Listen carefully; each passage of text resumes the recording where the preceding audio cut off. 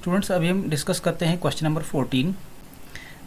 A 1.2 metre tall girl spots a balloon moving with the wind in a horizontal line at a height of 88.2 meter from the ground. The angles of elevation of the balloon from the eyes of the girl at any instant is 60 degree. After some time, the angle reduces to 60 degree. Find the distance traveled by the balloon during the interval. कहता है कि आपके पास एक girl है 1.2 metre toll और वो balloon को move कर रही है विंड में हॉरिजॉन्टल लाइन पे। कितनी हाइट पे है वो? 88.2 मीटर। कहाँ से? ग्राउंड से। तो जो angle of elevation of the balloon, उसकी आंख से जो पहले स्पॉट पे जो बैलून है उसका जो एंगल ऑफ एलिवेशन जो है वो 60 डिग्री बनता है। फिर थोड़ी देर के बाद जो बैलून जो है हल्का सा मूव करता है जो विंड में, उसके बाद उसका एंगल जो है वो रिड्यूस हो जाता है 30 डिग्री के लिए। और find the distance travelled by the balloon during the interval. और उस इंटरवल में जो बैलून ट्रेवल करता है, जितना डिस्टेंस ट्रेवल करता है, तो वो डिस्टेंस हमने निकालना है। तो सबसे पहले हम फिगर को ड्रा करते हैं। हम एक हॉरिजॉन्टल लाइन लेते हैं, क्योंकि हॉरिजॉन्टल लाइन के अबो ही हम एंगल ऑफ एलिवेशन जो है वो ड्रॉ कर सकते हैं। तो इस ये ग्राउंड लेवल भी मान लीजिएगा। तो इसके ऊपर आपके पास एक गर्ल है 1.2 मीटर उसकी हाइट है, ठीक है। ये आपके पास गर्ल है और ये आपके पास बैलून है जहाँ पे उसने वो स्पॉट किया हुआ बैलून है और विंड में वो हॉरिजॉन्टली मूव कर रहा है। तो दूसरा बैलून मान लीजिएगा, यही बैलून जो है आगे के लिए मूव करता है दूसरे स्पॉट के लिए, तो विंड में। तो जो पहला बैलून है वहाँ से जो एंगल ऑफ एलिवेशन बनेगा वो 60 डिग्री का बनता है। और कितनी हाइट के ऊपर है वो? 88.2 मीटर हाइट के ऊपर है, ठीक। और दूसरा जो आपके पास एंगल ऑफ एलिवेशन जो है वो 30 डिग्री का बनेगा जब वो बैलून जो है वो हल्का सा मूव करेगा, ठीक है। तो हमने फिगर जो है वो ड्रा कर दी है। अब नेम दे रहे हैं हम। ए आपके पास बैलून ए है, बी आपके पास दूसरा बैलून है, ठीक। ये हमारे पास फिगर ड्रा हो गई है, ठीक है। ये 60 डिग्री का एंगल अब आपका यहाँ पे पहला बन रहा है, फिर एंगल जो वो रिड्यूस हो जाएगा कितने? 30 डिग्री के लिए, ठीक। तो ये 1.2 मीटर जो है इसकी गर्ल की हाइट है और 88.2 मीटर हाइट किसकी है? बैलून्स की है। हमने ये चीज़ निकालनी है कि बैलून ए पॉइंट से जब हॉरिजॉन्टली ट्रैवल करेगा विंड में, ठीक, बी पॉइंट के लिए, ठीक है। तो ये वाला डिस्टेंस हमने निकालना है, ये वाला डिस्टेंस कि उसने कितना ट्रैवल किया उस इंटरवल में। तो ये वाला डिस्टेंस हमारे पास इस पोर्शन में आता है, हमारे पास ई और जी हमने निकालना है। लेकिन ई और जी को निकालने के लिए हमारे पास फिगर बन गई है। कुछ ट्राइंगल्स हमारे पास राइट एंगल ट्राइंगल्स की शेप में है। हमारे पास ए ई सी आपके पास एक राइट एंगल ट्राइंगल है। राइट एंगल आपके पास किसके ऊपर है? ई के ऊपर है, ठीक। और दूसरी फिगर हमारे पास बी जी सी है जो राइट एंगल किसके ऊपर है? जी के ऊपर है। तो यही ट्राइंगल्स हम लेंगे। तो इन ट्राइंगल्स के ज़रिए हम इनकी वैल्यूज़ निकालने की कोशिश करेंगे। तो लेट करते हैं कि तो इनिशियल पोजीशन जो है A of balloon changes to B. जो इनिशियल पोजीशन है ए से बैलून की चेंज हो जाएगी बी के लिए आफ्टर सम टाइम, कुछ टाइम के बाद। और सी डी जो है वो गर्ल है, हमने सी डी माना है। ये जो सी डी है ये गर्ल है हमारे पास, ठीक। यहाँ पे लड़की खड़ी है और यहाँ से एंगल ऑफ ऊपर के लिए जब इस बैलून के लिए देखती है तो 60 डिग्री बनता है। और जब बैलून वहाँ से हल्का सा मूव आगे के लिए हो जाता है तो वहाँ से एंगल ऑफ एलिवेशन जो है वो 30 डिग्री का बनता है। और बैलून की हाइट जो है 88.2 मीटर है और लड़की की हाइट कितनी है? 1.2 मीटर। ये हमने याद रखना है। तो हम सबसे पहले ट्राइंगल लेते हैं, कौन सी? इन ट्राइंगल ए सी ई, ये वाले ट्राइंगल लेते हैं हम। ए सी और ई, इस वाले ट्राइंगल को लेते हैं। तो इस वाले ट्राइंगल में हमारे पास ये पर जो परपेंडिकुलर जो हाइट है, ये हाइट हमारे पास 88.2 मीटर दे रखी है। तो बेस हमने निकालनी है। तो बेस को निकालने के लिए और परपेंडिकुलर दे रखा हो तो हमारे पास जो रेशो बनता है, जो ट्रिग्नोमेट्रिक रेशो जो बनेगा वो हमारे पास कौन सा बनेगा? बेस और परपेंडिकुलर का रेशो जो है हमारे पास 10 से बनेगा।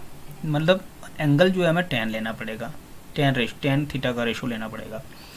तो हम रेशो लेते हैं tan थीटा का ratio perpendicular upon base. Perpendicular हमारे पास किसके बराबर है, AE के बराबर, और बेस किसके बराबर है, CE के बराबर। हम लिख देते हैं AE upon CE is equal to tan of 60 डिग्री, क्योंकि एंगल जो है वो 60 डिग्री है। तो हमने लिख दिया AE upon CE is equal to tan of 60 degree. लेकिन हमारे पास AE जो है प्रॉपर AE की वैल्यू जो है हमारे पास AE की वैल्यू निकालनी है, क्योंकि हमारे पास AF की वैल्यू है। क्योंकि AF जो है वो पूरी हाइट है, जिस हाइट के ऊपर बैलून है। तो AF हमारे पास 88.2 मीटर है, हमें AE निकालना पड़ेगा। तो हमें AE कब निकलेगा कि AE इज इक्वल टू हो जाएगा हमारे पास AF माइनस EF। AF में से EF निकाल देंगे तो हमारे पास AE निकल जाए। तो हम लिख देते हैं कि वेयर हमारे पास AE जो है वो किसके बराबर है, AF माइनस EF। अब AF किसके बराबर है, AF तो आपके पास 88.2 मीटर के बराबर है। EF किसके बराबर है, EF जो वो CD के बराबर है 1.2 मीटर, क्योंकि लड़की की हाइट है। तो AF और EF की वैल्यू हम पुट करेंगे। सबसे पहले AE की वैल्यू पुट करते हैं हम। तो AE की वैल्यू हमारे पास आ जाएगी AF minus EF upon CE is equal to tan of 60 degree. अब हम AF और EF की वैल्यू डालते हैं। AF की वैल्यू हमारे पास किसके बराबर है, 88.2 मीटर, और EF की वैल्यू हमारे पास किसके बराबर है, 1.2 मीटर। तो वैल्यू हम पुट कर देते हैं। वैल्यू पुट करने के बाद हमारे पास 88.2 minus 1 minus 2 upon C is equal to √3, क्योंकि tan 60 डिग्री की वैल्यू हमारे पास √3 के बराबर होती है। अब 88.2 माइनस 1 माइनस 2 इनको माइनस करेंगे हम, तो हमारे पास 87 बचेगा।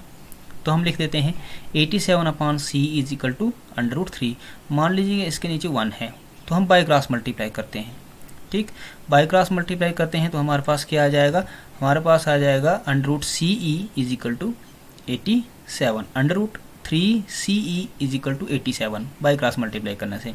अब हमें CE की वैल्यू निकालनी है, तो CE हो जाएगा हमारे पास 87 अपॉन √3। ये हमारे पास वैल्यू निकलेगी 87 अपॉन √3। लेकिन मैं क्या करता हूँ कि इसको रैशनलाइज करता हूँ √3 के साथ रैशनलाइज करेंगे, क्योंकि डिनोमिनेटर हमारे पास अंडर रूट में है। तो डिनोमिनेटर हमेशा रूट में नहीं होना चाहिए। तो इसको रूट हम हटाने के लिए हम रैशनलाइज करते हैं। √3 को हम डिनोमिनेटर को भी मल्टीप्लाई करते हैं और डिनोमिनेटर को भी √3 से मल्टीप्लाई करते हैं। जब इनको मल्टीप्लाई करते हैं तो हमारे पास आ जाएगा 87 √3, CE की वैल्यू 87 √3 अपॉन 3 कैसे आएगा, क्योंकि आपके पास ये वाला 3 और ये वाला 3, इसको मैं थोड़ा सा यहाँ पे बता देता हूँ आपको कि कैसे आएगा। देखिए हमारे पास √3 मल्टीप्लाइड बाई √3, ठीक है। इसको जब हम मल्टीप्लाई करते हैं तो हमारे पास क्या हो जाता है कि √3 का होल स्क्वायर हो जाएगा, ठीक, और स्क्वायर और रूट कैंसिल हो जाएगा। तो आपके पास किसके बराबर बचेगा, 3 के बराबर बचेगा। तो ये हमारे पास 3 इसके बराबर आ गया, ठीक। तो हमारे पास CE की वैल्यू किसके बराबर आ गई, 29 √3, क्योंकि 3 1 3, 29 3 20, 87 होता है। तो हमारे पास 29 √3 मीटर CE की वैल्यू निकल गई। मतलब CE हमारे पास निकल गया, ये वाली चीज़ हमारे पास निकल गई, ठीक है। हमें चाहिए EG, क्योंकि EG जो है वो डिस्टेंस है जहाँ से बैलून A और B तक पहुँचेगा। तो वही हमारे पास A और G हमें निकालना था, E और G निकालना था, E और G की वैल्यू निकालनी है। तो अब हम बड़ी वाले ट्रायंगल को लेंगे, इन ट्रायंगल BGC, ये वाला ट्रायंगल लेते हैं हम। इन ट्रायंगल BCG ट्रायंगल लेते हैं, तो इसमें भी हमारे पास परपेंडिकुलर अपॉन बेस आएगा। तो सेम रेशो जो tan थीटा का जो रेशो है ट्रिग्नोमेट्रिक रेशो, उसी रेशो से लेंगे हम। तो परपेंडिकुलर अपॉन बेस, तो परपेंडिकुलर हमारे पास किसके बराबर है, BG के बराबर। तो हम लिख देते हैं BG upon CG is equal to tan of 30 degree, क्योंकि एंगल यहाँ पर रिड्यूस हो गया 30 डिग्री के लिए। तो हम लिख देते हैं BG upon CG is equal to tan 30 degree. लेकिन यहाँ पे भी हमारे पास BG की वैल्यू निकालनी पड़ेगी। तो BG की वैल्यू होगी हमारे पास BH माइनस GH या HG, तब जाके हमारे पास BG की वैल्यू निकलेगी। तो हम सबसे पहले BG लिखते हैं कि BG किसके बराबर है, BG हमारे पास BH माइनस GH के बराबर है। तो ये हम पुट कर देते हैं वैल्यूज़ BG की। जब हम BG की वैल्यू पुट कर देते हैं तो इसको मैं रिड्यूस कर देता, यहाँ से इरेज कर देता हूँ। ये वाला पोर्शन आपको समझ आ गया होगा, तो मैं इसको थोड़ा सा हल्का सा इरेज कर देता हूँ। मैं इसको इरेज कर देता हूँ, ठीक है। आप चाहो तो यहाँ पे लिख सकते हो, इसी जगह पे मैं इसको थोड़ा सा कर देता हूँ। अगर मैं लिखूँगा कि √3 मल्टीप्लाइड बाई √3 करेंगे तो हमारे पास हो जाएगा √3 का होल स्क्वायर रूट कैंसिल, तो आपके पास 3 के बराबर बचेगा। तो यहाँ पे मान लीजिएगा, यहाँ पे तो हमने पुट कर दी किसकी वैल्यू, bg की वैल्यू। bg की वैल्यू किसके बराबर है, bh minus gh upon cg is equal two upon 1/√3। ये tan 30 डिग्री की वैल्यू है हमारे पास 1/√3। अब हमें चाहिए bh और gh। bh की वैल्यू हमारे पास कितनी है, 88.2 मीटर है, ठीक। और gh की वैल्यू कितनी है, 1.2 मीटर। क्यों, क्योंकि cd हमारे पास कर ले तो cd की वैल्यू 1.2 है और gh जो है वो cd के बराबर है, तो ये भी हमारे पास 1.2 मीटर होगा। तो हम पुट कर देते हैं वैल्यू। हम लिखते हैं bh is equal to 88.2 meter and gh is equal to 1.2 meter. Put कर देते हैं वैल्यू पुट करने से क्या होगा, हमारे पास आ गया 88.2 minus 1.2 upon cg is equal to 1/√3। 88.2 minus 1.2 उसको माइनस करेंगे तो 87 के बराबर आएगा, एज यूजुअल जैसे हमने पहले किया था। तो 87 upon cg is equal to 1/√3। यहाँ पे हम बाई क्रॉस मल्टीप्लाई करते हैं, तो हमारे पास आ जाएगा under cg is equal to 87/√3 meter, क्योंकि cg one the cg and 87/√3 meter. cg की वैल्यू हमारे पास निकल गई, ठीक है। तो cg की वैल्यू पूरा, ये जो cg था इसकी वैल्यू निकल गई, तो हमारे चाहिए eg। तो eg की वैल्यू किसके बराबर होगी, cg माइनस ce। cg में से eg की वैल्यू जो है वो निकल जाएगी कैसे, अगर cg टोटल है तो उसमें से हम ce निकाल देंगे तो हमारे पास eg बचेगा। तो हम लिख देते हैं कि जो distance travelled by balloon is equal to eg। eg जो है उसने ट्रेवल्ड किया वो किसके बराबर है, cg माइनस ce। cg की वैल्यू हमने यहाँ पे निकाल दी और ce की वैल्यु हमने यहाँ पे निकाल दी है, तो इसको माइनस कर देंगे, हम पहले पुट करेंगे वैल्यू। तो eg हो जाएगा आपके पास 87/√3 माइनस 29/√3 मीटर। 87 में से 29 निकालेंगे तो हमारे पास बच जाएगा 58, तो 58/√3 मीटर eg की वैल्यू निकल जाएगी। तो हम लिख देते हैं कि distance travelled by balloon is equal to 58/√3 meter. ये डिस्टेंस ट्रेवल किया किसने, बैलून ने। तो यही हमने प्रूव करना था, तो हैंस प्रूव्ड हम ये लिख देते हैं। यही चीज़ हमने प्रूव करने की, डिस्टेंस ट्रेवल किया बैलून ने ए पॉइंट से बी पॉइंट तक वो 58/√3 मीटर किया।